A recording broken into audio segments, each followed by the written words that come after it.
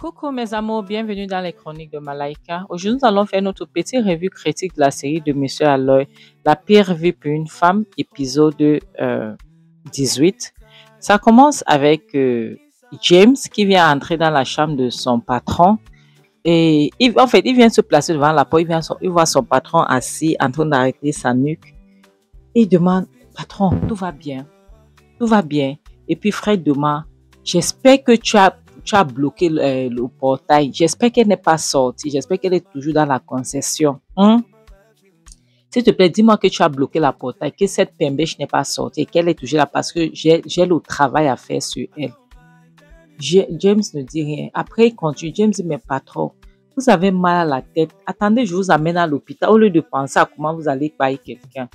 Attendez, il faut que je vous amène à l'hôpital. Il dit, James, je ne suis pas. James dit que patron, laissez-moi vous amener à l'hôpital d'abord et puis on verra le reste après. Vous avez besoin d'être à l'hôpital. Vous n'avez pas besoin de me poser les questions pour savoir si elle est là ou elle n'est pas là. S'il vous plaît, laissez-moi vous amener à l'hôpital, patron, s'il vous plaît. Et Fred le regarde comme vous dites qu'attends, tu es en train de blaguer avec moi. Fred demande que je suis en train de te parler, tu me racontes quoi? Cette fille, je veux la traiter. Je veux la traiter. Comment est-ce qu'elle a pu? Comment est-ce qu'elle a osé casser ma tête? Je vais la traiter, pardon. J'aime bien, s'il vous plaît, patron. Vous parlez, vous êtes en train de saigner là. Il faut que je vous ramène à l'hôpital, pardon. Il faut que je vous amène à l'hôpital. Comme ça, on va vous soigner. C'est mieux. Il dit, James, ne joue pas avec moi. Il n'y a pas de problème. Tu vas m'amener à l'hôpital, mais fais en sorte que cette fille ne soit pas partie d'ici. Est-ce que c'est clair? James, il n'y a pas de problème, patron. Allons d'abord, il faut que je vous amène d'abord à l'hôpital. C'est ça le truc très important. Mais monsieur, il y a aussi un truc que je vous dis. Sachez que c'est vous aussi vous causez. Vous êtes la cause de ce problème-ci. C'est à cause de vous qu'elle se comporte comme ça. Tellement vous tapez cette femme que vous la tapez tellement qu'elle est en train de se révolter. C'est comme ça, lorsque vous tapez tellement quelqu'un, la personne va se révolter. Et c'est ce qu'elle est en train de faire maintenant. Vous ne pouvez pas lui donner tort. Parce que vous la battez trop. Monsieur, vous me regardez. Vous ne traitez pas cette femme comme si elle était votre femme. Vous la chosifiez. Vous la traitez comme si elle était moins que rien. Ce n'est pas bien. C'est votre femme aussi. La prochaine scène nous montre Mary qui est en train de marcher dans la rue en pleurant avec son enfant au dos. Ouais, une mère et maman avec leur enfant. Ils ne jouent pas. Maintenant, elle marche seule dans l'obscurité en pleurant. Elle arrive à un niveau parce que l'enfant pleurait. Elle détache l'enfant du dos. Elle porte l'enfant. Elle voit dans un endroit qui est un peu confortable. Elle va s'asseoir au rez-de-chaussée. Elle va donc s'asseoir avec l'enfant. Et puis elle porte l'enfant. Elle commence à parler. Elle commence à prier sur son enfant. Elle dit, mon bébé, écoute-moi. Écoute très bien. Je suis désolée que tu es une mère faible comme moi, d'accord? Je suis désolée que tu es une mère faible comme moi, mais je peux te promettre une chose. Une chose est sûre, c'est que je ferai tout pour que personne, je vais te protéger, pour qu'aucun homme ne puisse t'exploiter. Je vais te protéger pour qu'un homme ne prenne jamais l'avantage sur toi. Tu as compris? Donc la protection que ma mère ne m'a pas donnée, je vais te donner. Tu comprends, non? Parce que tu es ma responsabilité, je dois te protéger. Tu as compris, ma fille? Personne ne pourra prendre l'avantage sur toi. Tu vas devenir une femme forte. Tu vois ce que ta maman est en train de traverser aujourd'hui? C'est pour que demain, tu sois une femme forte, tu sois une femme vaillante et qu'aucun homme ne pourra te traiter comme ton père me traite. Maudit soit ton père. Je suis désolée, ma fille, que tu as été maudit avec un papa comme ton père. Je suis vraiment désolée. Mais ma fille, tu serais forte. Parce que ce que ta maman est en train de traverser aujourd'hui, c'est ça qui va te rendre forte. Tu as compris? Aucun homme ne pourra se placer devant toi pour te traiter comme ton père me traite. Tu ne laisseras personne te traiter comme ça. Tu as compris? Non. Je vais te protéger. Je vais te protéger avec tout. Tu as compris? Tu dois être forte. Tu dois grandir en étant forte. D'accord? La prochaine scène nous montre James qui a ramené son patron à la maison. Il l'arrêtait, il le soutenait pour qu'il puisse s'asseoir. Donc, il lui a mis cette assise. Donc, maintenant, il donne les instructions. Il dit, James, écoute-moi très bien. Je veux que tu prêtes attention. Comme tu es toujours là, lorsque je te parle, tu ne veux pas m'écouter. James, écoute-moi très bien. Fais en sorte que cette femme n'entre pas ici. Après, dit non. Laisse. Non, non, non, non, non. Il faut surveiller le portail. Surveille. Je ne voulais pas qu'elle rentre, mais laisse-la rentrer. Tu surveilles le portail jusqu'à ce qu'elle rentre. Dès qu'elle rentre à la maison, comme si de rien n'était, tu fermes le portail. Tu as compris, non?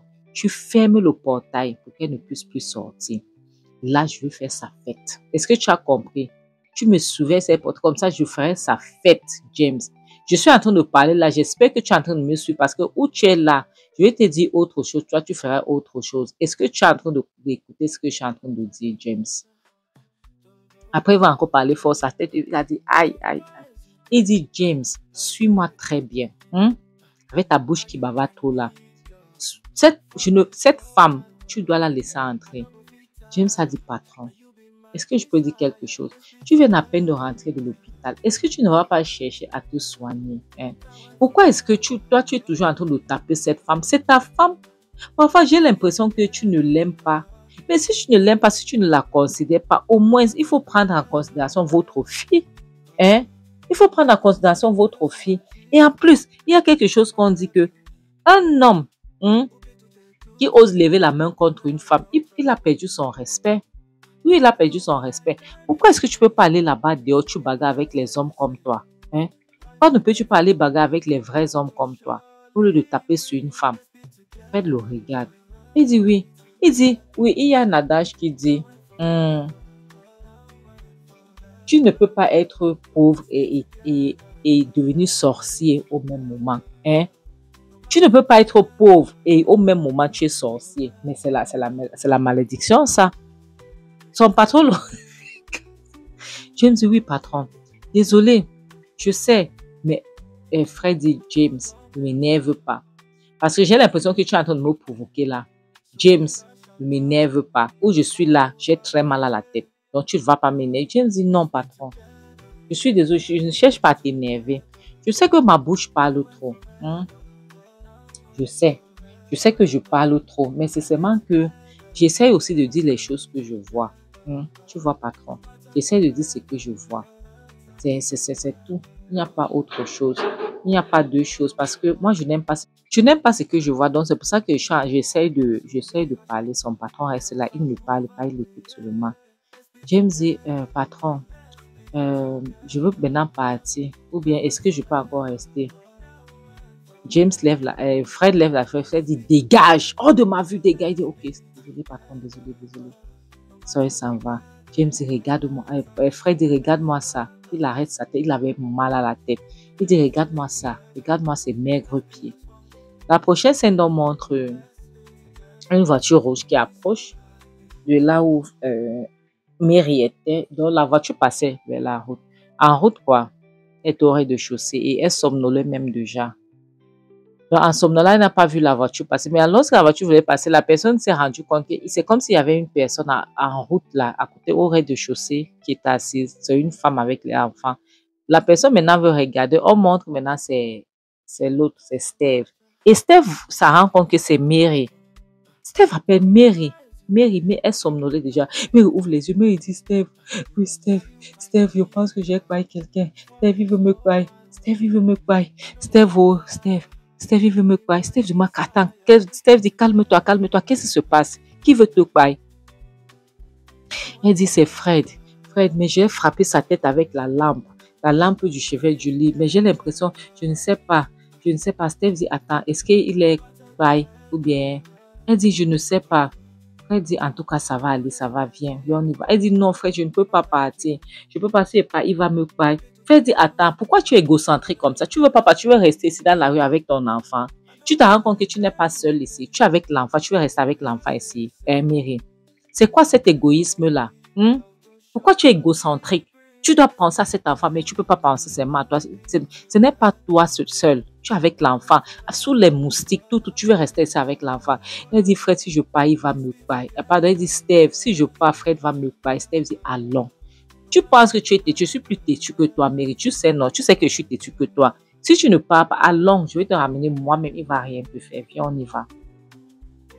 Il soutient donc Mary. Mary se lève. Il essaye de l'aider. Il la soutient. Il part donc, il part ouvrir le porte, la, la porte du voiture. Il peut ouvrir la voiture, il ouvre la porte, elle entre et puis il ferme. En fait, il était galant. Pas de monter dans la voiture. La prochaine scène montre, comment il s'appelle?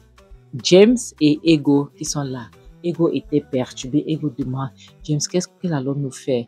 Ego n'est pas là, pardon, Mary n'est pas là. Qu'est-ce qu'on va faire? On ne peut pas rester ici, il faut qu'on aille la chercher. James dit, nous ne pouvons pas rester ici, il faut qu'on se met là-bas, donc pas lâcher parce qu'on ne sait même pas où elle est à ce moment, là où elle se trouve. C'est très dangereux, il se fait tard, c'est la nuit et tout. Et Ego dit oui. Ego, si quelque chose arrive à ma soeur, Ego parle. Fred dit, Ego, tu ne peux pas parler fort. Tu parles fort ici, ils vont t'écouter. C'est quoi ton problème? Tu ne peux pas parler fort. Hein? Tu parles fort. Ici, c'est chaud, Fred. Ego, je ne peux pas vous mentir, l'endroit là m'a énervé.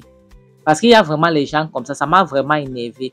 Tu dois penser, parce que là, c'est l'égoïsme. Tu dois penser, même si tu es fâché comment, parfois, il faut te maîtriser. Il faut avoir la maîtrise en soi. Il faut te maîtriser.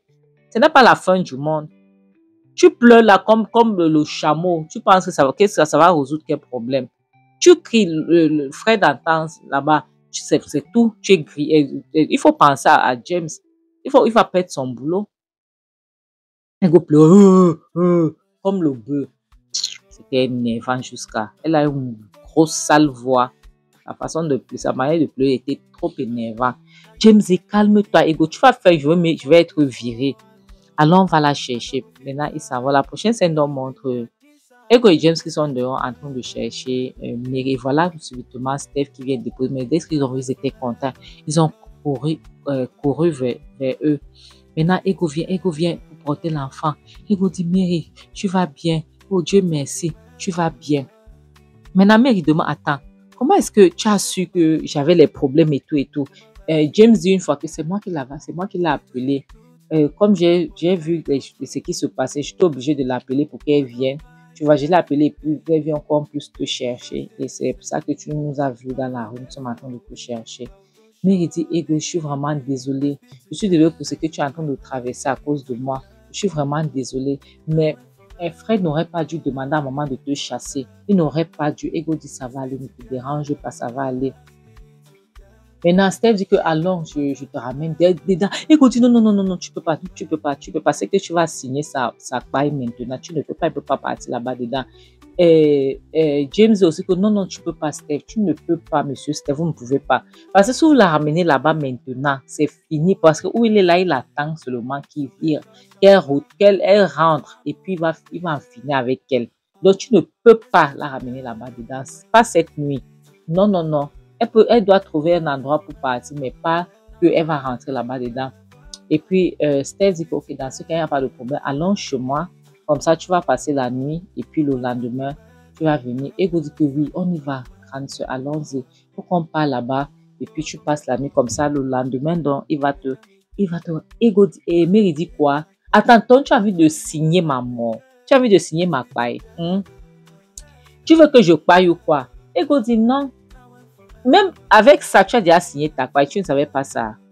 Tu as déjà signé ta paille. Que tu pas dormir là-bas ou pas, tu as déjà signé ta paille. Avec ton mari qui t'attend là-bas dedans, tu as déjà signé ta paille. Donc, arrête. Steph dit, dans ce cas, si ça te gêne, je pourrais t'amener à l'hôtel si tu ne veux pas et tout. Ego dit, non, monsieur. Vous avez trop fait. Déjà, nous trouvons un endroit pour dormir. Moi, je veux partir avec elle. Je vais la combattre pour qu'elle puisse être à l'aise.